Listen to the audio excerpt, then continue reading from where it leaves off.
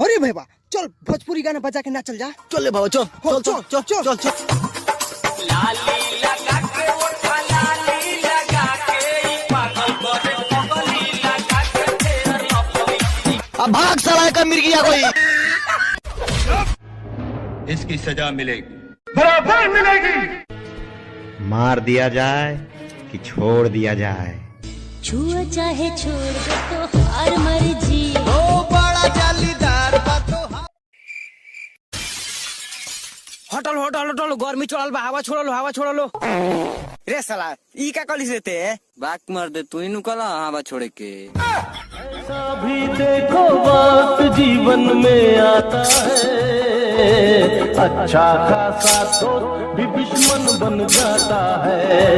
ओ अच्छा खासा दोस्त भी 21 दिन बाद पैसा डबल, उसके और 21 दिन बाद पैसा 4 गुना, उसके और 21 दिन बाद पैसा 8 गुना, उसके 16 गुना, 32 गुना। इसलिए मैंने सोचा तुम लोगों के लिए 5-5 करोड़ रुपए छोड़ के जाऊं।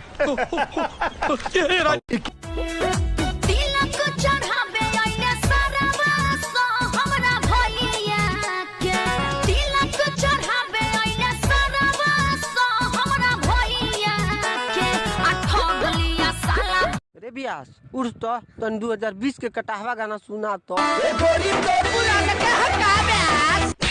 ना हो सोरा उई खेसरिया के चुरा के ले आइल बनी।